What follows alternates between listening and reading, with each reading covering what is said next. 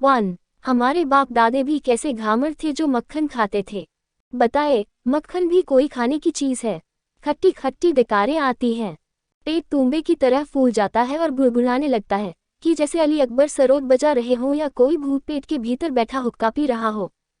और वायु तो इतनी बनती है कि चाहो तो उससे पवन चक्की चला लो। क्या फायदा ऐसी चीज खाने से। 2 ही 4 महीनों में शरीर फूलकर कुप्पा हो जाता है और अच्छा भला आदमी मिठाई वाला नजर आने लगता है। 2.5 मन गेहूं के बोरे जैसी तोंद और मुकदर जैसे हाथ पांव। सिर्फ नजर आने की बात हो तब भी कोई बात नहीं। मुश्किल तो तब पैदा होती है जब 5 कदम चलते ही दम फूलने लगता है, जो इस बात की अलामत है कि दिल के लिए अब इस पहाड़ जैसी लिहाज को ढो पाना कठिन है। और अगर तब भी आदमी न चेता तो दिल थक कर बैठ जाता है। उसी का नाम हॉट फेल है। कहने का मतलब ये कि मक्खन खाने और हॉट फेल का सीधा संबंध है।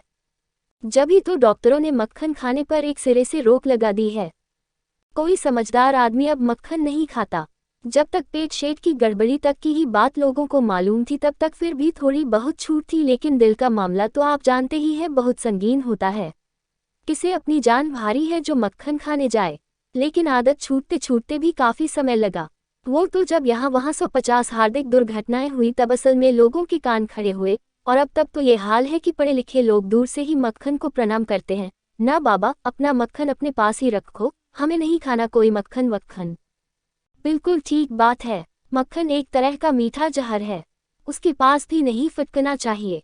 बड़ी भयानक चीज है। बमगोले की मार से आप एक बार बच भी सकते हैं, मक्खन के गोले की मार से नहीं बच सकते। भूलकर भी उसे मुंह नहीं लगाना चाहिए। वो खाने की चीज है ही नहीं। पता नहीं कब और कैसे, किस शैतानी प्रेरणा से दुनिया में मक्खन खाने का चलन हो गया। अपने शास्त्रों और पुराणों में तो मुझे कहीं इसका कोई प्रमाण मिला नहीं। यहाँ तक कि सूरसागर में भी नहीं, जिसकी मैंने खूब खूब डुबकी लगाई और यही सोचकर लगाई कि हमारे लीला अवतार भगवान श्री कृष्ण का नाम अविच्छिन्न रूप में माखन चोरी के साथ जुड़ा है। तो जहाँ उनकी और सब लीलाएं बताई गई हैं, वहीं कौन जाने उनके मक्खन खाने के बारे में भी कोई प्रमाण मिल जाए। मगर मुझे तो कहीं कुछ भी नहीं मिला। दूध दही खाने का तो बार बार मिलता है, जैसे यही देखिए जशोदा मैया कन्हैया जी को दूध पीने के लिए फुसला रही हैं।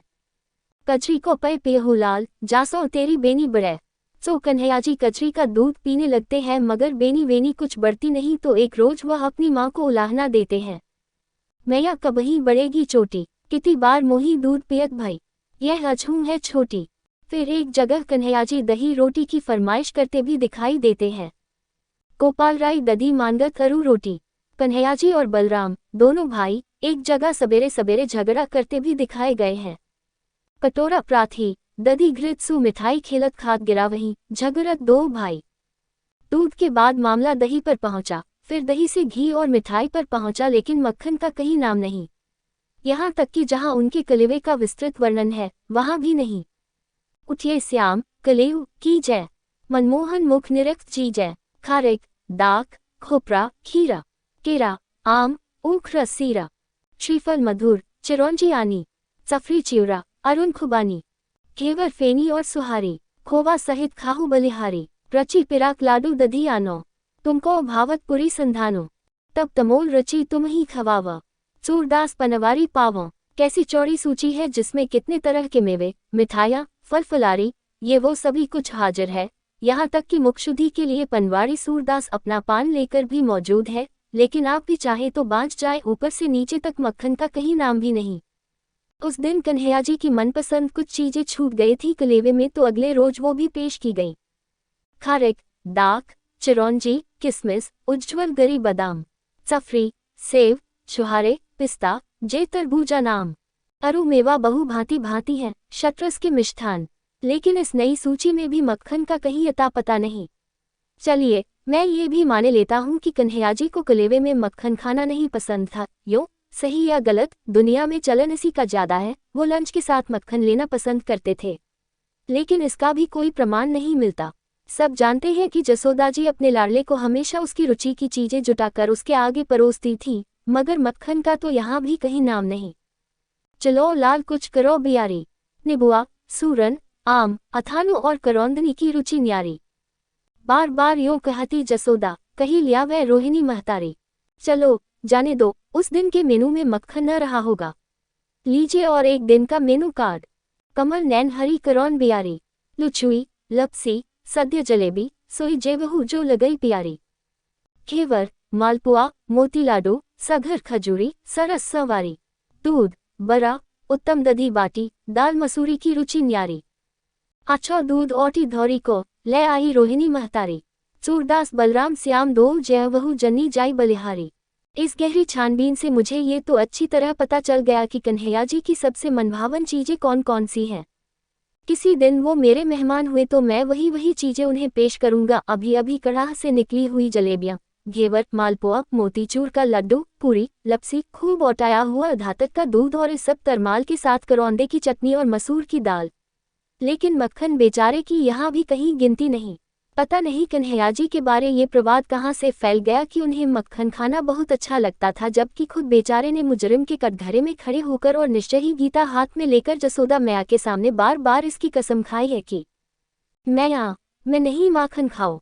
लेकिन जसोदा मैया भी कुछ ऐसी भोली तो थी नहीं कि गीता हाथ में लेने से ही उनकी बात को सच मान लेती।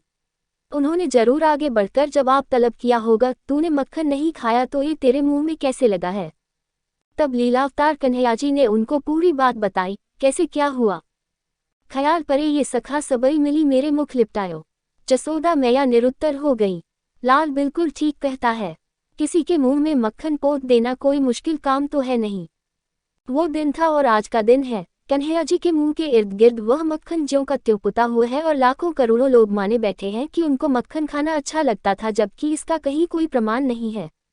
ये ठीक है कि उनको गोपियों के घर घर जाकर मक्खन चुराना अच्छा लगता था, पर मक्खन चुराना और मक्खन खाना दो अलग क्रियाएं हैं, उन्हें गदमत करना ठीक नहीं। कन्हैया जी मक्खन चुराते थे क्योंकि उन्हें जवान अलहड़ गोपियों के साथ छेड़छाड़ करना अच्छा लगता था, इसलिए नहीं कि उन्हें मक्खन खाना अच्छा लगता था। उन्हें गोपियों से मतलब था, उनके मक्खन से नहीं। मक्खन तो महज एक बहाना था, जैसे कोई भी बहाना जो हम आप आए दिन अपनी सजनी और अपने साजन के साथ छेड़छाड़ करने के लिए काम में लाते हैं। कहीं किसी ने किसी की टोपी या जूता लेकर छिपा दिया, कोई किसी की अंगिया दबाकर बैठ रहा, बस इससे ज्यादा कोई महत्व उस माखन चोरी का नहीं है।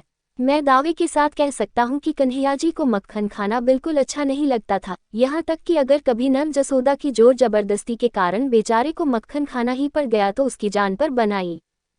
कीजर जात माखन खात अरुण लोचन भौं हटेरी बार बार जभात।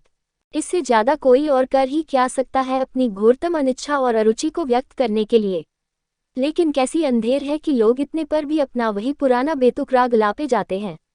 धोखे से कभी उनके मुंह में भी मक्खन लग गया हो, यानी लगा दिया गया हो तो और बात है, वरना उनकी प्रसिद्धि तो यही है, शोभित कर नवनीत लिए। 2 इस तरह अब कोई दो मत इसके बारे में नहीं है कि कन्हैया जी हाथ में नैनू का लोंदा लिए घूमा करते। अमूल की तो बात ही छोड़ो, तब तक पोलसन भी नहीं निकला था, वरना उनके भी हाथ में पोलसन का डिब्बा होता, जैसा नए युग के नए लीलावतारों के हाथ में होता है। जो हो, मक्खन का उचित उपयोग तो उन्होंने बता ही दिया, और बता ही नहीं दिया करके दिखा दिया। सच तो ये है कि उनकी माखन चोरी भी गोपियों को मक्खन लगाने का ही एक ढंग है। जिसके घर वह मक्खन चुराने पहुंच जाते वह फूली फूली फिरने लगती। फूली फिरती ग्वाली मन मैरी, पूछत सखी परस्पर बातें, पायो परियो कछु कहूं तेरी। पुलकित रोम रोम गदगद, मुख बानी कहत न आवै।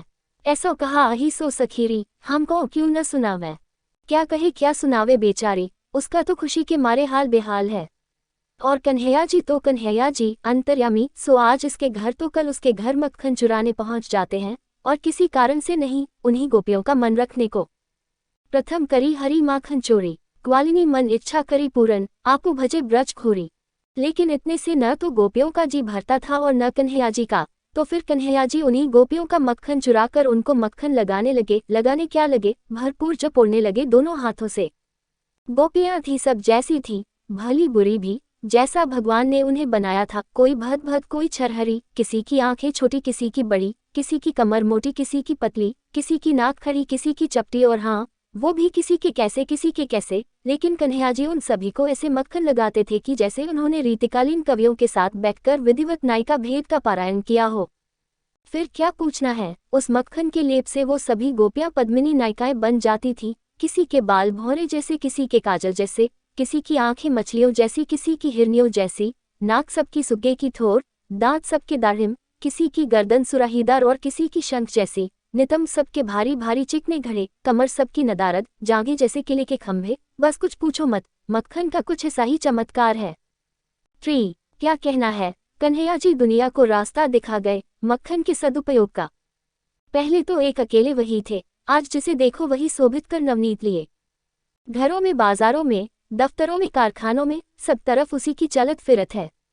बीवी नाराज हो, साहब की नजर टेढ़ी हो, नौकरी के लिए मारधार मची हो, अपना माल बेचने को आप गली गली मारे मारे फिर रहे हों, बाबू लोग वक्त रोल कर रहे हों, यानी हाथ पर हाथ धरे बैठे हों, प्रेमिका रूठ गई हो, किसी ऊंची या नीची कुर्सी वाले से कोई लेसन परमिट निकलवाना हो, फ्रीडम फाइटर वाली पेंशन लेनी हो, रेलगाड़ी में अपनी सीट या बर्थ आरक्षित करानी हो, राशन की दुकान से अपना राशन उठाना हो, बैंक से रुपया निकालना हो, परीक्षा में नंबर बढ़वाने हो, डाकखाने से रजिस्ट्री करानी या छुड़वानी हो, सबकी एक अचूक दवा मक्खन है। मक्खन जिस जीवन दर्शन का नाम है, वह किसी काम को छोटा मानता है और न किसी को बड़ा। स्थिति प्रज्ञ होने के नाते मक्खन समदृष्टि होता है। अंतर केवल मक्खन की मात्रा में होता है, कहीं तोला भर और कहीं 2 किलो, जहां जैसी जरूरत हो। उसी प्रकार आदमियों के प्रति वह अपनी एक्सरे दृष्टि से काम लेता है। आदमी के पार वह केवल उसकी कुर्सी को देखता है। कैसा भी चपरगट्टू वहां बैठा हो, वह मक्खन का अधिकारी है क्योंकि अधिकारी है। इस तरह यह भी कहा जा सकता है कि मक्खन आदमी को नहीं उसकी कुर्सी को लगाया जाता है, आसन को, जो जिसका प्रिय आसन हो। मक्खन की सार्वभौम विजय का रहस्य भी यही है कि वह और किसी टिंटे बखेड़े में न पढ़कर अपनी ऋजु दृष्टि से केवल कुर्सी के सत्य को देखता है। इतिहास ने जाने कितने साम्राज्यों का उत्थान पतन देखा होगा, पर मक्खन का चक्रवर्ती साम्राज्य अनादिकाल से चला आ रहा है और शायद अनंत काल तक चलेगा। और कैसे न चले जब मक्खन आगे आगे रास्ते को चिकना बनाता चलता हो। क्या गजब का जादू है इस मक्खन की गोली में। जो काम बंदूक की गोली भी नहीं कर सकती, वह ये नन्ही सी मक्खन की गोली करती है। यहाँ तक कि जहाँ चांदी का जूता भी नहीं चलता, वहाँ मक्खन का लेप काम कर जाता है। बस एक शर्त है कि उसका ढंग आना चाहिए, जो किसी उस्ताद से गंदा बंधवाए बगैर मुश्किल है। आप जो ये सोचे कि मक्खन तो मक्खन लाओ, चाहे जैसे उसका पलस्तर चढ़ा चले, तो उससे काम नहीं बनने का। बनना तो दूर रहा, बिगड़ भी जा सकता है।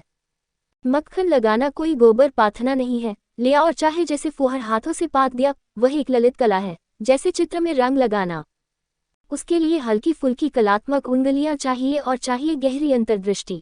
हर चित्र के लिए कलाकार की जैसे अलग रंग योजना होती, वैसे ही हर व्यक्ति के लिए इस कलाकार की अलग स्नेह योजना होती है। एक ही लाठी से सबको नहीं हाँका जाता है। गहरी मनोवैज्ञानिक सूझबूझ से पहले आदमी को परखा जाता है, फिर ये तय किया जाता है कि उसको किधर से और क्यों कर मक्खन लगाना सर्वाधिक गुणकारी होगा। वैसे इतना तो आप गठिया ही ले कि ऐसा आदमी आज तक जन्मा ही नहीं जिस पर मक्खन काम न करे। हाँ, कुछ लोग बड़ा बिदकते हैं उससे, मगर अच्छे मक्खनबाज के लिए इसमें घबराने की कोई बात नहीं। एक न एक पेंच से सब चित हो जाते हैं, और वो बिदकने वाले शायद सबसे पहले। लेकिन उसके लिए जरूरी है कि खिलाड़ी को सब पेंच आते हों। मुद्दे की बात उसमें इतनी ही है कि ये भी एक बड़ा नर्म और नाजुक खेल है, कुछ वैसा ही जैसा जेब कतरना।